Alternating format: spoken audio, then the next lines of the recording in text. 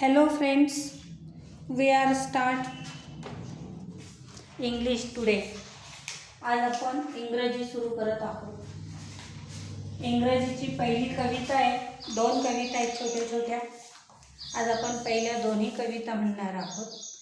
Songs of happiness, आनंदाचे गाणे. Songs of happiness, आनंदाचे गाणे अशा दोन कविता आहेत.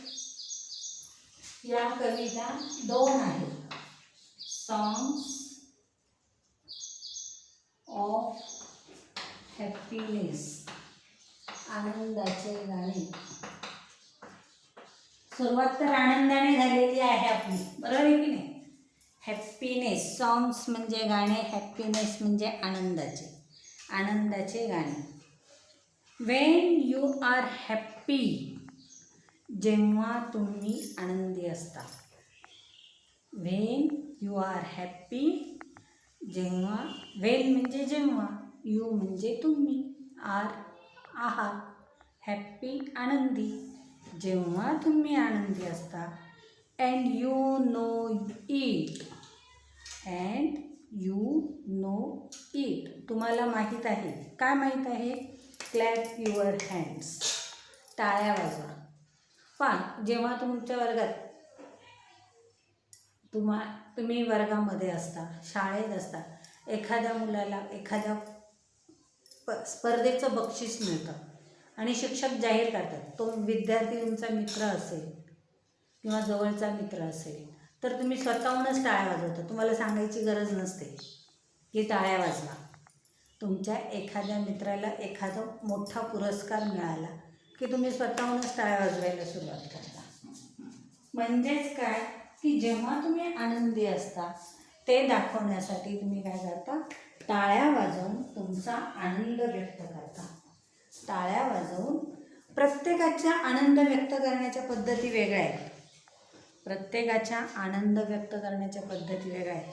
काही मुलांना आनंद झाला की ते गुणगुणत असतात दिवसभर, मनातल्या मनात एखादं गाणं म्हणत असतात किंवा त्यांची तुम्हाला गुणगुण ऐकायला येते.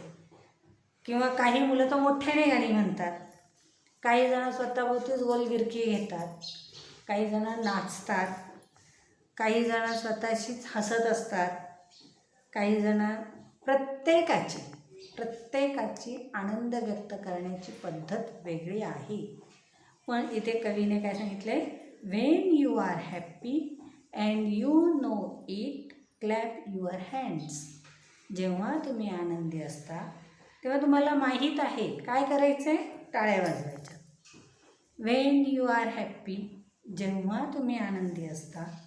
अँड यू नो इट, तुम्हाला माहीत आहे की.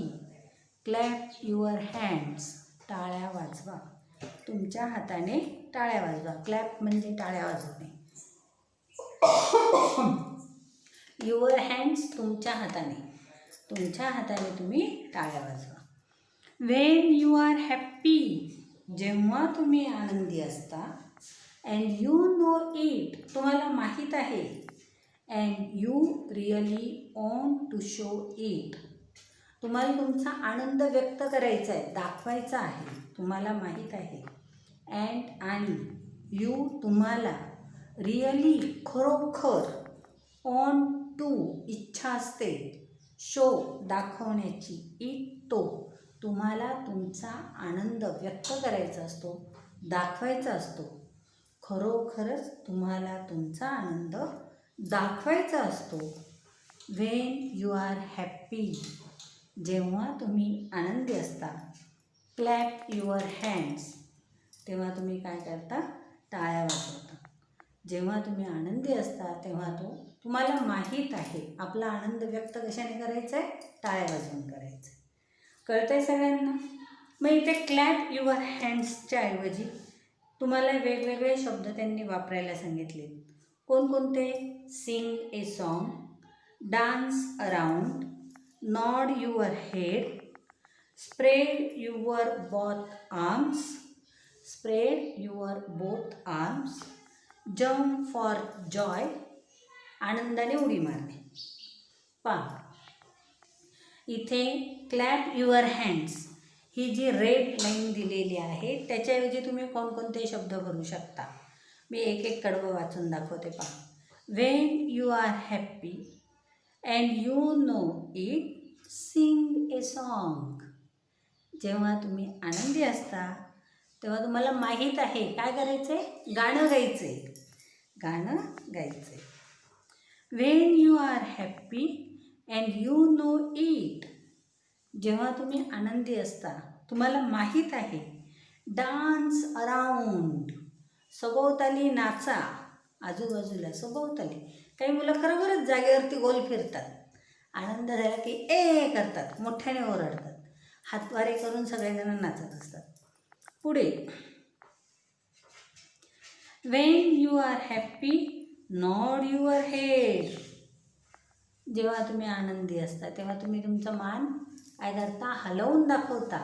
पहा, जेव्हा संगीताच्या मैफली होतात तिथे टाळ्या वगैरे कोणी वाजवत नाही.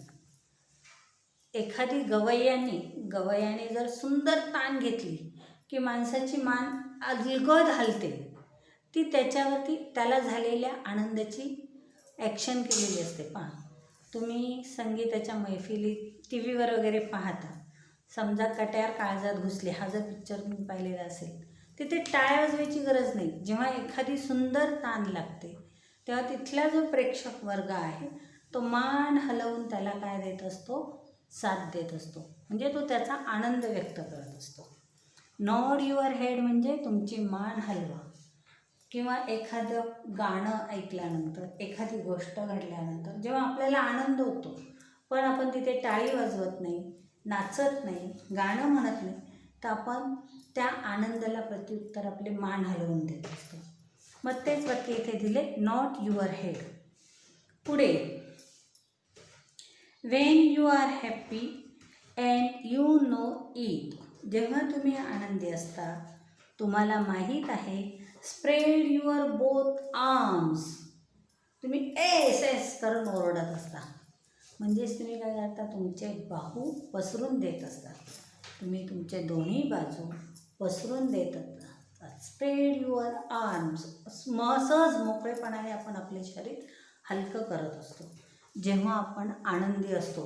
इतर वेळेला नाही, इतर वेळेला तुम्ही तुमच्याच कोशात असतात, पण एखाद्या गोष्टीचा आनंद झाला की तुम्ही हे करता, त्यावेळेला आपण आपले हात जे आहे ते मोकळे सोडून देतो. पुढे, when you are happy and you know it, जेव्हा तुम्ही आनंदी असता तुम्हाला माहीत आहे, जम्प फॉर जॉय, आनंदाने उड्या मारा. तुम्हाला आनंद, लहान मुलांना शक्यतो, लहान मुलं आनंदी झाले की ते लगेच उड्या मारतात, ए करत जागेवर उड्या मारत असतात. कळली कविता सगळ्यांना? कोणाला काही शंका? पहिली कविता माझ्या मते झाली. अतिशय सोपी कविता आहे. एकदा माझ्या मागे बोललात तरी चालेल, एकदा माझ्या मागे, मी हळूहळू वाचते, तुम्ही बोल, माझ्या मागे सगळ्यांनी हळूहळू ही कविता बोला. आणि घरीसुद्धा तुम्ही मोठ्याने बोललात तरी चालेल, फक्त उच्चार स्पष्ट करा की जेणेकरून तुम्हाला पुढे त्रास होणार नाही. एक एक शब्द मी वाचते, माझ्यामध्ये हळूहळू एक एक शब्द बोला. When you are happy, when you are happy and you know it, and you know it, clap your hands, clap your hands. When you are happy and you know it, clap your hands. When you are happy and you know it, and you really want to show it. When you are happy and you know it, clap your hands.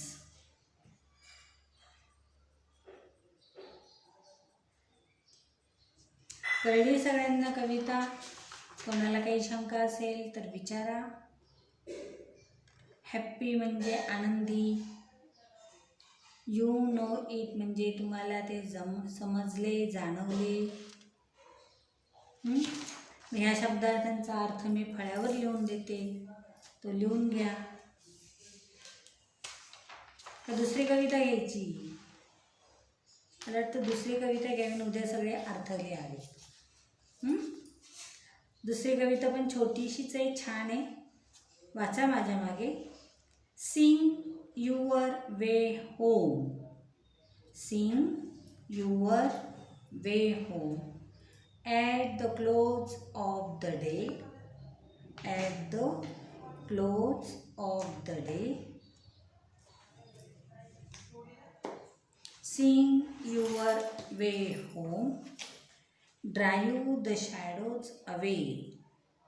Drive the shadows away.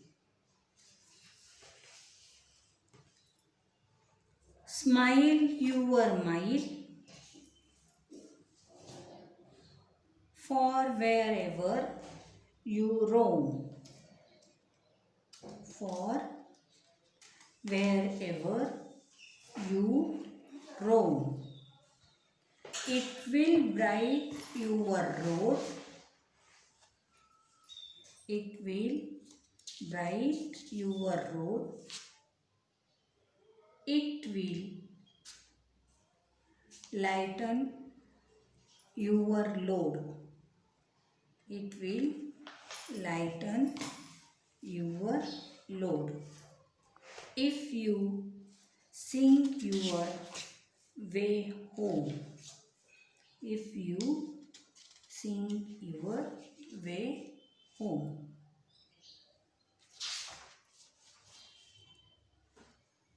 कळली का कविता? कळतंय का? अर्थ समजला का?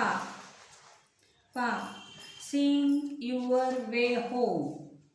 तुम्ही शाळेत सुटल्यावरती घरी परतत असताना काय करता रे मुलांनो? एकमेकांशी मारामारी करत, एकमेकांशी गप्पा टप्पा करत, एकमेकांना चिडवत घरी जाता, बरोबर आहे की नाही? तुम्ही शाळा सुटल्यानंतर जेव्हा घरी जाता तेव्हा एकमेकांना चिडवता, एकमेकांवरती हसता, गप्पा मारत घरी जाता. म्हणजेच तुम्ही काय करता? आनंदात हसत हसत घरी जाता. आनंदात हसत हसत घरी जाता.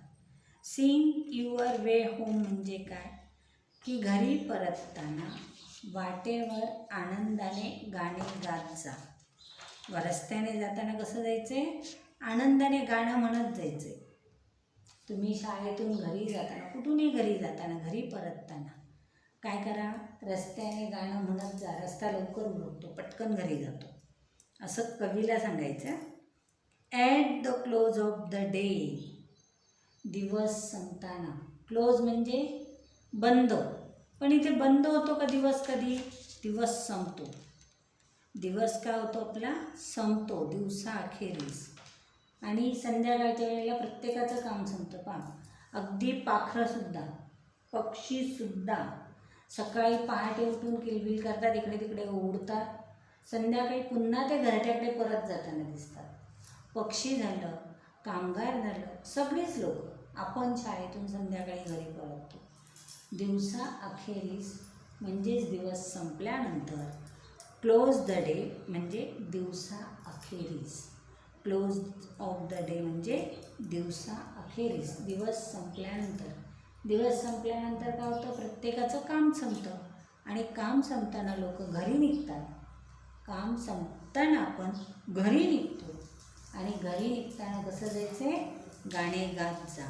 कवी काय आपल्याला सांगतो, रस्त्याने परतताना, घरी परतताना रस्त्याने गाणे गात जा दिवसा अखेरीस.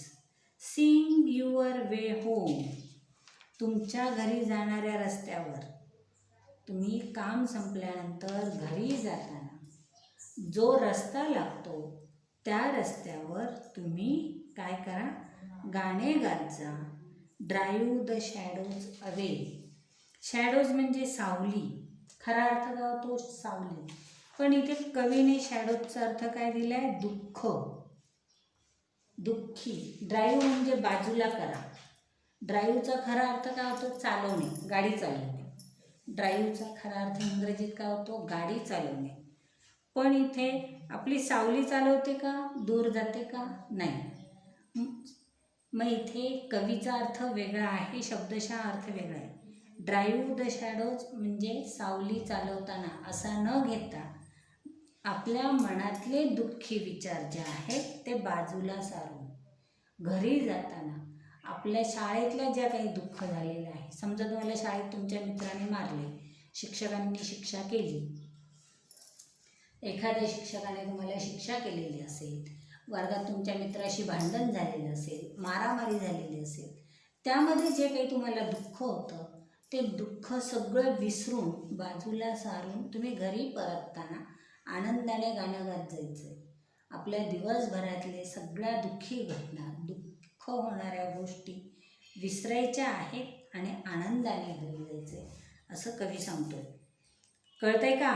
कवीच्या संकल्पना येत आहेत का लक्षात? कवीला असं म्हणायचं आहे की आपल्या दिवसभरात जे काही दुःख झालेलं आहे, आपल्या मनामध्ये दिवसभरात जे काही दुःखी विचार आलेले आहेत ते सगळे दुःखी विचार बाजूला ठेवून घरी जाताना आपल्या घराच्या वाटेवर रस्त्याने गाणं गात जायचं आहे. Smile every mile.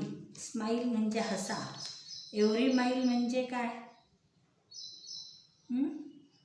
माईल म्हणजे मैल. आपल्या घराचं अंतर. इथे माईलचा अर्थ काय घ्यायचा? अंतर. आपण घरी जाताना जे काही अंतर आहे त्या प्रत्येक अंतरावरती तुम्ही हसा. माईलचा खरा अर्थ मैल होतो, पण कवीला असं सांगायचं आहे की घरच्या रस्त्याचं जे तुमचं अंतर आहे, म्हणजे तुम्ही शाळेतून घरी जाताना जे काही तुमच्या रस्त्यावरती अंतर असेल, रस्त्यामधलं अंतर असेल, ते अंतर तुम्ही हसत हसत जा. Forever, wherever you roam. For wherever you roam. Wherever म्हणजे जेथे कोठेही, जिथे जिथे. फिरता. रोम म्हणजे भटकणे, फिरणे. तुम्ही जिथे कुठे भटकत असता, जिथे कुठे फिरत असता, ज्या ज्या ठिकाणी तुम्ही फिरता, इट विल ब्राईटन युअर रोड. तो रस्ता कसा व्हायला पाहिजे? तेजस्वी. ब्राईटनचा खरा अर्थ तेजस्वी, पण इथे तेजस्वी नाही घ्यायचा.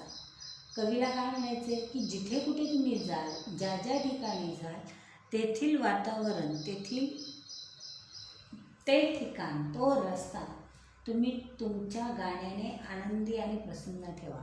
काही लोक आपल्या घरी पण काही लोक आलेली आपल्याला आवडतं, काही लोक आलेली आवडत नाहीत. काही लोक आले की आपलं घर प्रसन्न वाटतं, त्यांच्या गप्पा ऐकाव्याशा वाटतात. ते सतत हसत बोलत असतात, ते आपल्याला हसवत असतात, काहीतरी चांगले विचार आपल्याला देत असतात.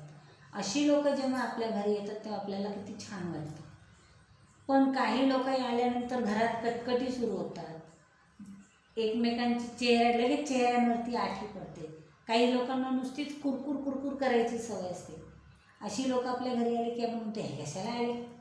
तुम्ही लगेच आईला बोलून दाखवतो, हे कशाला आले, हे कशाला आले, असं आपण बोलून दाखवतो. तुम्ही बोलून दाखवता म्हणजे काय होतं, तुमचं वातावरण बिघडतं, घरातलं वातावरण बिघडतं.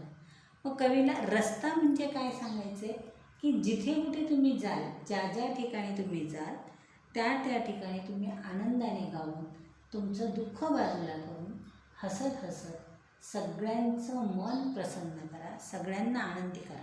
अगदी तुम्ही शाळेतून घरी गेल्या समजा तुम्हाला होमवर्कचं टेन्शन आहे, तुमच्या मित्राशी भांडण झाले, तर तुम्हाला आता मदत करणार नाही आणि घरी जाऊन त्याने तुम्ही ती चिडचिड जर तुम्ही तुमच्या घरात केली, शाळेतून घरी गेली, त्याचा उलटा परिणाम होतो. आणखीन आई पण धोपटते, वडील पण मारतात. आणखीन पण तेच जर तुम्ही दुःख बाजूला ठेवलं, हसत हसत घरी आल्यानंतर सगळ्यांशी छान गप्पा मारत बोलल्यानंतर तुम्ही अभ्यासाला बसलात, काही अडचणी आल्या, तुम्ही तुमच्या आईला विचारल्या, वडिलांना विचारलं, ते तुम्हाला उत्तरं सांगतात.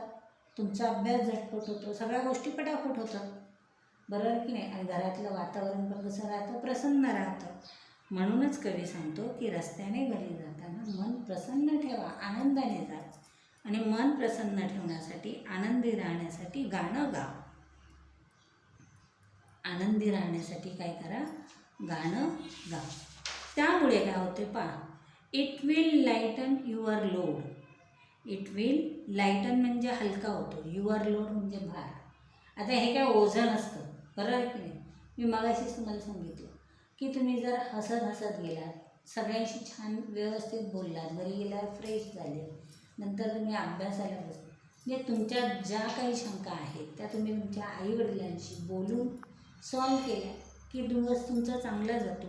तीच गोष्ट इथे त्यांनी सांगितली, it will lighten your load. तुमचं ओझं हलकं होईल.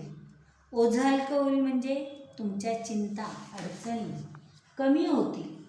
तुम्हाला जे काही टेन्शन आलेलं असेल, अभ्यासाचं म्हणा, समजा तुम्हाला एखादा प्रयोग करायचा असेल किंवा एखादा काय म्हणता तुम्ही शाळेत द्यायचं असतं प्रोजेक्ट, तुम्हाला एखादा रिपोर्ट तयार करायचा असेल, प्रोजेक्ट तयार करायचं असेल आणि तुमचा मित्र अचानक म्हणाला, मी नाही येणार बाबा तुझ्या घरी, मला काम आहे, मी काय करणार नाही, तुझं तू बघ.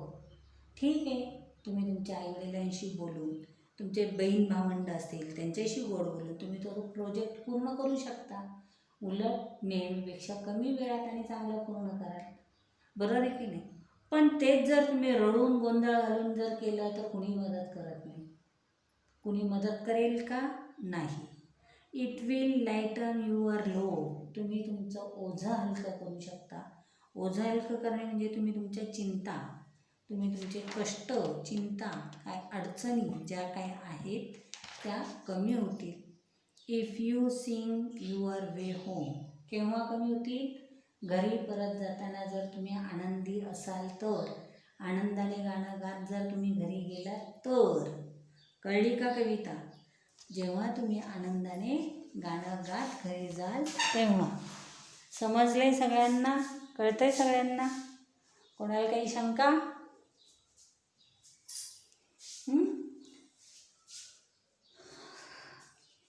एकदा ह्या दोन्ही कविता माझ्या मागे बोला. मला वाटतं वाचल्या तुम्ही माझ्या मागे कविता, नाही का?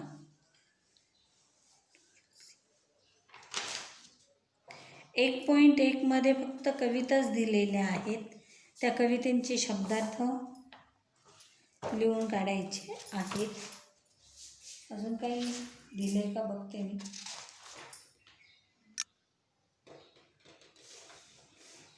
चला मी तुम्हाला कवितेचे शब्दार्थ लिहून देते. ह्या दोन्ही कविता आणि तेवढे शब्दार्थ घरी लिहा म्हणजे झालं. पहिला शब्द हॅपीनेस, आनंदाचे. सॉंग्स म्हणजे गाणे, आनंदाचे गाणे. कवितेचा अर्थ होतो आनंदाचे गाणे.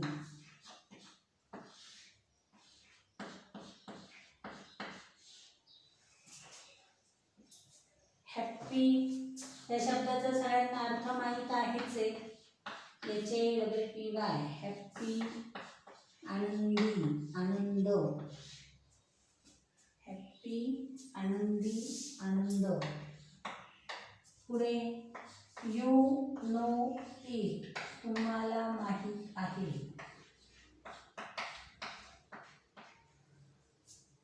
तुम्हाला ते समजले, तुम्हाला ते माहीत आहे, तुम्हाला ते जाणवले.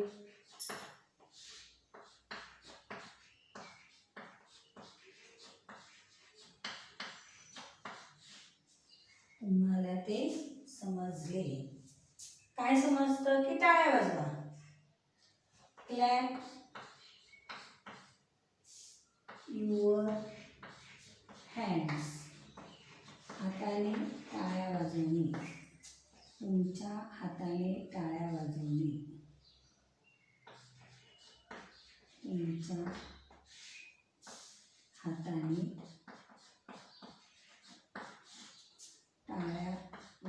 जमीन.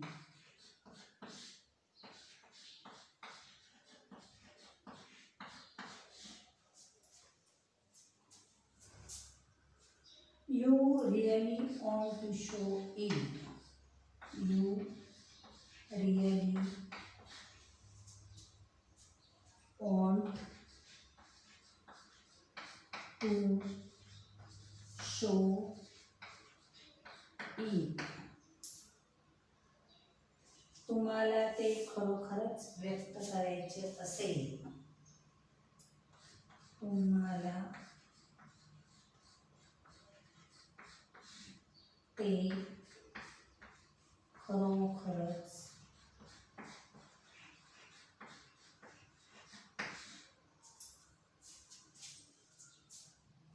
तुम्हाला ते खरोखरच व्यक्त करायचे असेल. व्यक्त करायचे असेल.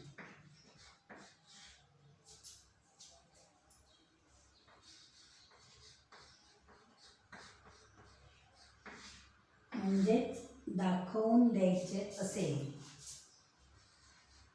म्हणजेच दाखवून द्यायचे असेल. तुम्हाला आनंद झाला हे दाखवून द्यायचं आहे तर तुम्ही काय करा, टाळ्या वाजवा.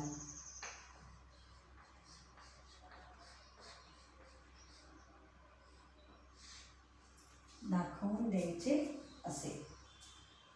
कळलं सगळ्यांना इथपर्यंत? कोणाला काही शंका? हे झाले पहिल्या कवितेचे शब्दार्थ. हे पहिल्या कवितेचे शब्दार्थ. आता दुसऱ्या कवितेचे शब्दार्थ मी लिहून देते.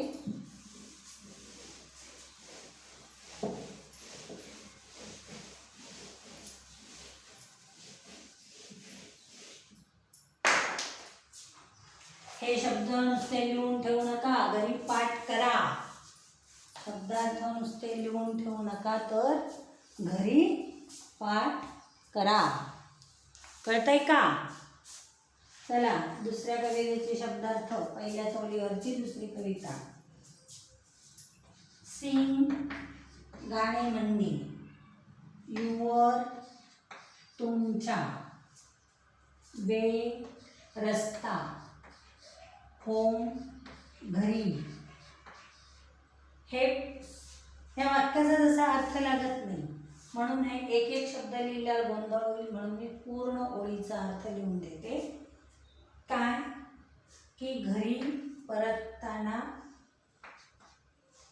घरी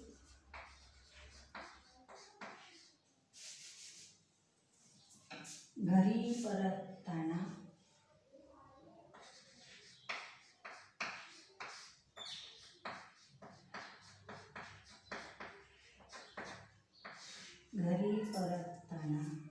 रस्त्याने आनंदाने गाणे म्हणा.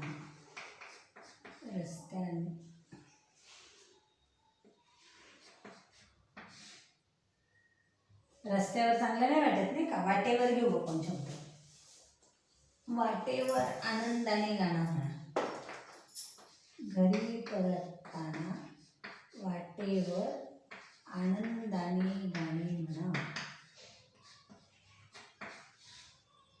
आनंदाने गाणे गा म्हणा. गाणं गात गात रस्त्याने चला, गाणं म्हणत चला, गुणगुणत चला.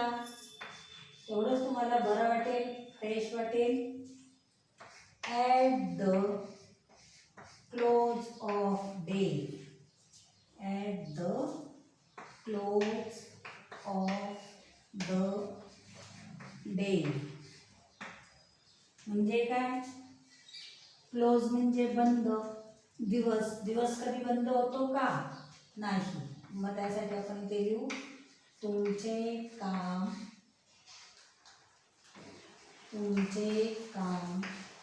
संपल्यानंतर दिवसाअखेरीस.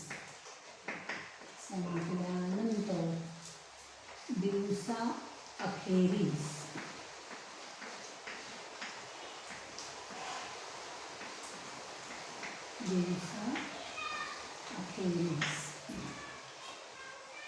पुढे drive the shadow away. Drive गाडी चालवा, द शॅडो सावली छाया. खरा अर्थ काय होतो? सावली छाया. अवेचा खरा अर्थ होतो दूर, पण इथे कवीला काय अर्थ अपेक्षित आहे? शॅडोचा त्याने अर्थ दिलेला आहे दुःख.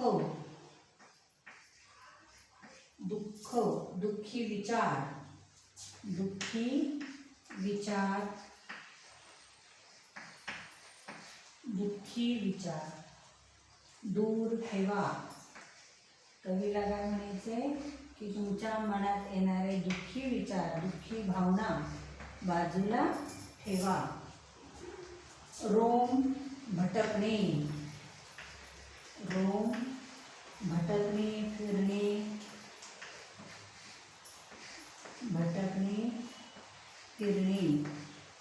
तुम्ही जिथे जिथे फिराल तिथलं तिथलं वातावरण तुमच्या कसं व्हायला पाहिजे? आनंदी. रोम भटकणे फिरणे. ब्राईटन युअर रोड. पुसुका पडा मी. आता काय मोबाईल हातात आहे, तुम्ही पॉज करून बघून देऊ शकता नाही का?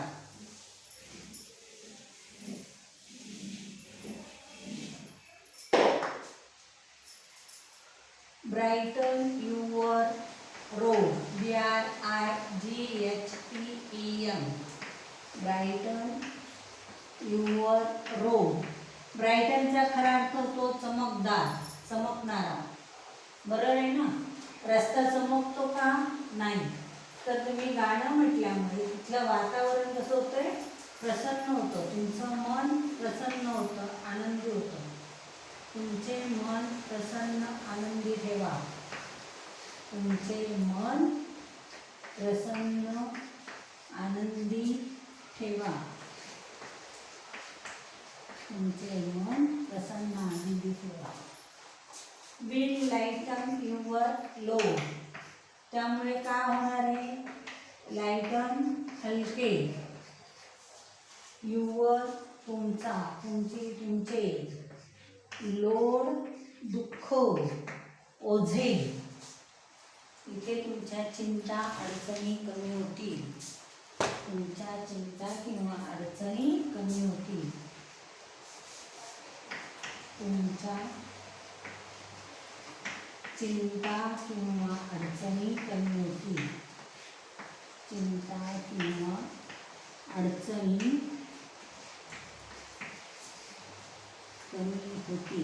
जर तुम्ही आनंदी राहिलात तर आपोआप तुमच्या मनातले दुःखी विचार बाजूला होतील. दुःखी विचार बाजूला झाले की त्याच्यावरती जे तुमच्या मनात टेन्शन येतं, चिंता तयार होतात, त्या चिंता आपोआप कमी होतील. कळतंय सगळ्यांना? समजलंय? हे दोन्ही घरच्या अभ्यासात तुम्ही ह्या दोन्ही कविता लिहून काढायच्या आहेत. त्याचबरोबर हे शब्दार्थ पाठ पण करायचे आहेत. प्रत्येक शब्दार्थ 5-5 वेळा लिहून काढा म्हणजे पाठ होईल. मला वाटतं ग्रुपवरती आत्तापर्यंत यस हा शब्द फक्त 6 जणांनी पाठवला आहे. 6 मुलांसाठी मी क्लास चालू ठेवू शकत नाही. उद्या 12 वाजेपर्यंत बाकीच्या पुढच्या मुलांनी एस टाईप करा तरच उद्याचा क्लास होईल, नाही तर उद्यापासून क्लास बंद होतील. इतर मुलं जे ग्रुपवर आहेत आत्तापर्यंत फक्त 6 मुलांनी हो म्हणून पाठवलेलं आहे की आम्ही क्लासमध्ये आहोत. कळलं का? जर 10च्या पुढे संख्या असेल तरच मला क्लास चालू ठेवायला परवडणार आहे, नाहीतर नाही. Okay, thank you. See you tomorrow. Bye.